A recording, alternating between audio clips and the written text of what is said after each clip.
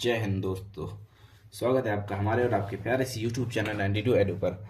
आज का हमारा एक और नया टॉपिक यूनिट 4 का, और टॉपिक है उपग्रह की गति। या अगर उपग्रहों लिख दो कोई दिक्कत नहीं। उपग्रहों की गति, मोशन ऑफ सैटेलाइट्स। अभी इसमें हम जानेंगे उपग्रह गति किस प्रकार से करते हैं, उसका फॉर्मूला भी डिराइव करेंगे, और कक्षीय चाल, इन सब के बारे में हम जानकारी लेंगे और इसे हम पूरे से पूरा बिल्कुल समझने की कोशिश करेंगे। तो चलिए हम समझते हैं उपग्रह की गति, मोशन ऑफ सैटेलाइट्स। सबसे पहले आप जानें उपग्रह होते क्या हैं।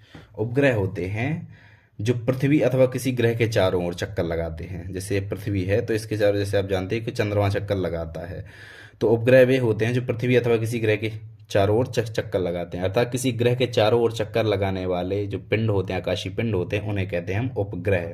ठीक है। और पृथ्वी का एकमात्र उपग्रह आप जानते हैं चंद्रमा है वो उपग्रह, जो कि पृथ्वी का चक्कर लगाता है कितने दिन में, 27 दिन 7 घंटे 43 मिनट। 27 दिन 7 घंटे 43 मिनट में पृथ्वी का एक चक्कर पूरा करता है।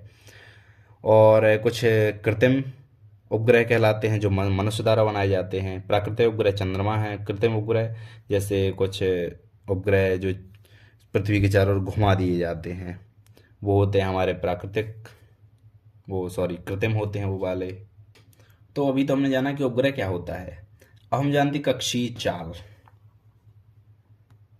कक्षीय चाल, अगर इसकी परिभाषा की बात करें तो कक्षीय चाल की परिभाषा होती है किसी कण में किसी उपग्रह को, किसी कक्षा में किसी उपग्रह को स्थापित करने के लिए आवश्यक चाल को उस उपग्रह की कक्षीय चाल कहते हैं। जैसे ये मान लो ये पृथ्वी है, ये अर्थ है ये।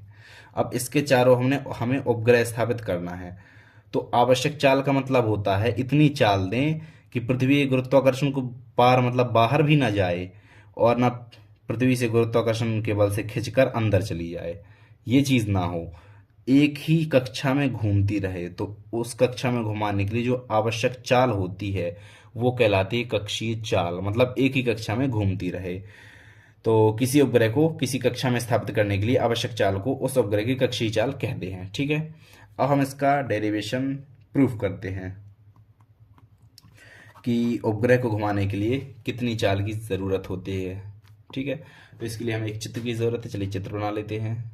यह है हमारी अर्थ है, जिसका मास कैपिटल M है, ये इसका सेंटर है, और इसके चारों हमने माना कि ये कोई उपग्रह चक्कर लगा रहा है। ठीक है। अर्थ की रेडियस R, और ये जो बीच वाली डिस्टेंस है, अगर ऐसे हम h माना कि h ऊंचाई पर कोई उपग्रह है, तो यहाँ से यहाँ तक की डिस्टेंस R प्लस h हो जाएगी, कोई दिक्कत। और ये हमारा स्मॉल m द्रव्यमानव कोई उपग्रह है। ठीक है। जो कि v वेलोसिटी से हमारा आगे की ओर बढ़ रहा है, कोई दिक्कत, यहाँ तक तो कोई दिक्कत नहीं होनी चाहिए। अब आप जानते हैं, अभी देखिए शुरुआत हमें कहाँ से करनी है। आप जानते हैं सेंट्रीपिटल फोर्स, अभिकेंद्रीय बल। अब केंद्रीय बल F बराबर क्या होता है, ये होता है mv²/r। m स्मॉल m होगा, v²/r। अब केंद्रीय बल mv²/r, या इसका आप फॉर्मूला जानते हैं। और दूसरा एक और फॉर्मूला आप जानते हैं, F बराबर gmm/r²। ये भी आप जानते हैं फॉर्मूला, गुरुत्वाकर्षण बल का फॉर्मूला होता है, केंद्रीय बल का, गुरुत्वाकर्षण बल का फॉर्मूला। ये दोनों पक्ष बराबर, तो इन दोनों की बराबर कर लेंगे। gmm/r² equal to mv²/r। यहाँ तक कोई दिक्कत कोई नहीं होनी चाहिए। तो v² equal to gm/r, square से एक r निपट गया और m से m निपट गया, gm/r बचा, v² equal to gm/r implies v equal to √gm/r।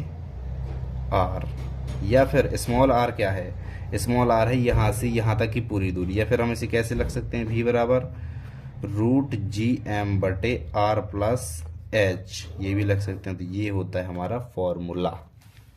ये होता है हमारा फॉर्मूला। किसका फॉर्मूला, जिस वेग से हमारा उपग्रह कोई चक्कर लगाता है। अभी तो हुई इस फॉर्मूले की बात, अब आगे देखते हैं। इसमें अभी बहुत चीज़ें हैं। इसका जो असली फॉर्मूला होता है वो होता है v बराबर √gr, ये होता है। अब हमें यहाँ तक पहुँचना है। तो चलिए यहाँ तक पहुँचते हैं हम। आप जानते हैं स्मॉल जी और कैपिटल जी में संबंध, क्या संबंध होता है? स्मॉल जी बराबर जी एम बटे आर स्क्वायर, ये होता है स्मॉल जी कैपिटल जी में संबंध। तो स्मॉल जी आर स्क्वायर बटे जी एम, ये होता है, ये चीज़ होती है ना, इस चीज़ का इस्तेमाल अपना बहुत करना है। तो स्मॉल वो कैपिटल जी एम की जगह पर स्मॉल जी आर स्क्वायर रख देंगे। V equal to root G R square बटे आर प्लस एच। अगर हम इससे आर कॉमन ले लें, इससे अगर हम आर कॉमन लें नीचे से, तो रूट जी आर स्क्वायर बटे आर 1+h/r, ठीक है, तो बराबर रूट जी आर बटे 1+h/r। और ये किसका मान है? एम्प्लाई यहाँ पर लगा दें, और v बराबर इतना। तो ये भी एक फॉर्मूला होता है, ये भी बहुत ही अच्छा फॉर्मूला है, ये भी एक फॉर्मूला होता है 1+h/r, यहाँ पर लिखा है नीचे, ठीक है। v equal to root G R बटे 1+h/r, एक ये भी फॉर्मूला होता है। लेकिन हमें पहुंचना तो यहाँ तक है। तो अब देखिए यहाँ तक हम कैसे पहुंचेंगे, क्योंकि अब जानते हैं कैपिटल आर का मान फिक्स है, और कैपिटल आर बराबर होता है 6400 किलोमीटर। पृथ्वी की त्रिज्या 6400 किलोमीटर आप जानते हैं। और एच जो होता है ये कैपिटल आर की अपेक्षा बहुत ही छोटा होता है। एच मतलब हाइट, मतलब कितनी ऊंचाई तक पृथ्वी से उपग्रह हम स्थापित करते हैं। और ये हाइट कुछ 200, 300, 400, 500 किलोमीटर ही होती है, ज़्यादा नहीं होती। 6400 की अपेक्षा बहुत ही कम होती है। इस एच का मान होता है, ये कैपिटल आर की अपेक्षा बहुत ही कम होता है।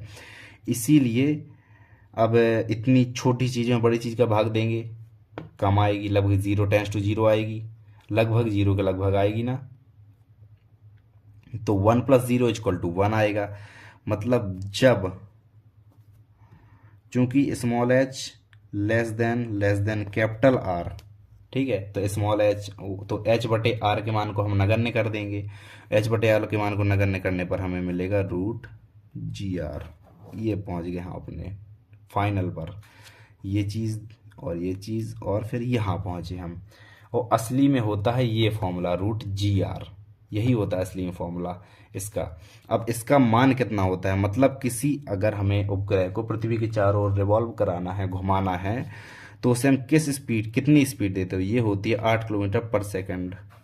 अगर हम 8 किलोमीटर पर सेकंड की स्पीड किसी उपग्रह को दे दें, मान लो अगर आप खड़े हैं पृथ्वी पर, अगर आप पृथ्वी पर खड़े हैं और आपने गेंद फेंक दी यहाँ से 8 किलोमीटर पर सेकंड की स्पीड से गेंद फेंक दी, तो पृथ्वी के चारों ओर गोल गोल घूमने लगेगी। और वो पथ कौन सा होगा? वो होगा वृत्ताकार गति, वृत्तीय गति करने लगेगी। मतलब किसी भी चीज़ को पृथ्वी के चारों ओर वृत्तीय गति अगर करानी है, तो उसे हमें 8 किलोमीटर पर सेकंड की स्पीड से फेंकना पड़ेगा। ये हुआ यहाँ इसका मतलब, ठीक है। तो ये हुआ उपग्रह की गति का, मोशन ऑफ सैटेलाइट का पूरा एक्सप्लेनेशन, आपको समझ में आ गया होगा। इसका जिक्र मैंने किया था पलायन वेग वाले वीडियो में, इसे मैं थोड़ी सा मैंने बताया था पलायन वेग वाले वीडियो में। वहाँ पर बताया था कि 8 किलोमीटर की स्पीड हो तो गोल गोल घूमती है, इससे कम हो तो दीर्घवृत्त घूमती है, इससे ज़्यादा हो तो दीर्घवृत्त घूमती है। और 11 के करीब पहुँच जाए तो इस जो हमारी जो गेंद होती है, फिर कुछ भी चीज़ होती है, वो पृथ्वी के बाहर निकल जाती है। वो होता है पलायन वेग हमारा। तो ये वीडियो हम यहीं पर एंड करते हैं, मिलते हैं एक नए टॉपिक के साथ। वीडियो देखने के लिए thank you so much, good bye.